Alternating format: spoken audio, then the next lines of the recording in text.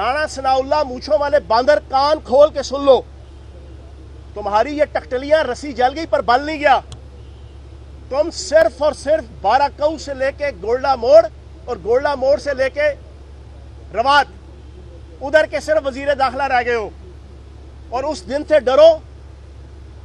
डरो कि जिस दिन यहां पर वजीर दाखिला फयाजुल हसन चौहान हो पंजाब के अंदर, फिर मैं तुम्हें बताऊंगा कि हरा समुंदर गोभी चुंदर बोल मेरी मछली कितना पानी। ये इस किस्म की धमकियां देकर ना तुम हमें डरा सकते हो, ना हमारे पार्लियामेंटेरियन को डरा सकते हो। 4 महीने तुमने पर्चे कटवाए, तुमने रेंजर्स को इस्तेमाल करके प्लास्टिक की गोलियां चलवाई, तुमने कारकुनान शहीद करवाए, तुमने सैकड़ों लोगों को जख्मी और पैरालाइज किया, तुमने हजारों लोगों को गिरफ्तार किया, तुमने पीटीआई के बुजुर्ग खवातीन और बुजुर्ग मर्द पार्लियामेंटेरियन की इज्जत, तौकीर और वकार की धज्जियां उड़ाई, तुमने चादर और चार दीवारी का जनाजे निकाले, तुमने हर किस्म की गुंडागर्दी की, हमने बर्दाश्त की। परसों से हम इलेक्शन जीते हुए हैं। हमारे किसी लीडर ने मेरे समेत अपने किसी बयान और प्रेस कॉन्फ्रेंस में यह नहीं कहा कि हम इसका बदला नून लीग की क़यादत से लेंगे। हमने नहीं कहा, ना हमारी ये सियासत है। हमने ये कहा कि वो ब्यूरोक्रेसी और वो पुलिस और वो अफसर कि जो शाह से ज्यादा शाह के वफादार रहे और जिन्होंने आइन और कानून की धज्जियां उड़ाकर 4 महीने गुंडागर्दी और बदमाशी की सियासत की, हम उनको पीडा एक्ट के तहत इखलाक और कानून के अंदर के दायरे के अंदर रहते हुए एहतसाब के शिकंजे में लाएंगे। लेकिन हमने ये नहीं कहा अपने किसी बयान में कि अब हम नून लीग से इन 4 महीनों का बदला लेंगे, क्योंकि हमारी ये सियासत नहीं है।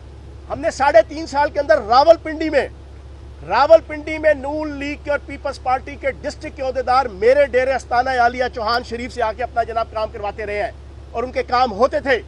हमने तो बर्दाश्त की सियासत की है, हमने रवादारी की सियासत की है और अब भी कर रहे हैं। लेकिन जो तुम बयान दे रहे हो, तुम्हारे बयान के जवाब में सिर्फ मैं ये बात कर रहा हूं, ये मैं ऑफेंसिव नहीं, ये मैं डिफेंसिव बयान दे रहा हूं कि राणा सनाउल्लाह उस दिन से डरो जब फैसलाबाद की आवाम अपने घरों से निकलेगी और तुम्हें अपने घर से उठाएगी। उस दिन से डरो, छोड़ दो, रवादारी की सियासत करो, एहतराम की सियासत करो।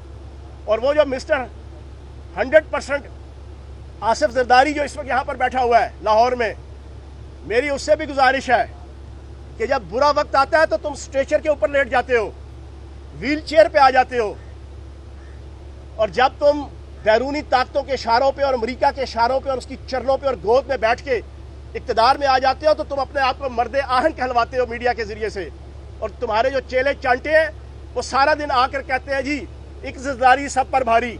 हालांकि सारी दुनिया को पता है एक जरदारी पूरी पीपल्स पार्टी पे भारी। पीपल्स में लेवा कोई नहीं है सिंध की 2-3 डिवीजनों के अलावा।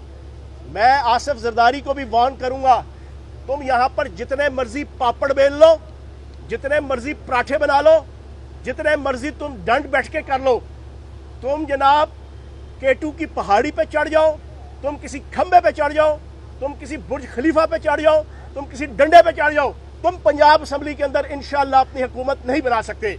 और अगर तुम कानून की और इखलाक की और आइन की धज्जियां उड़ा के करोगे तो फिर उसका मुकाबला श्रीलंका की सियासत की तरह फिर आपके सामने आएगा। मैं पाकिस्तान के अदालतों को, अदारों को और मुखालफीन को एक मैसेज दूंगा, खुदारा जो 4 महीने आइन और कानून की धज्जियां उड़ाई गई हैं, अब पंजाब के अंदर ये दोबारा प्रैक्टिस मत करना। अगर पंजाब में ये दोबारा प्रैक्टिस हुई तो फिर श्रीलंका की आवाम की तरह यहां पर इंकलाब आएगा।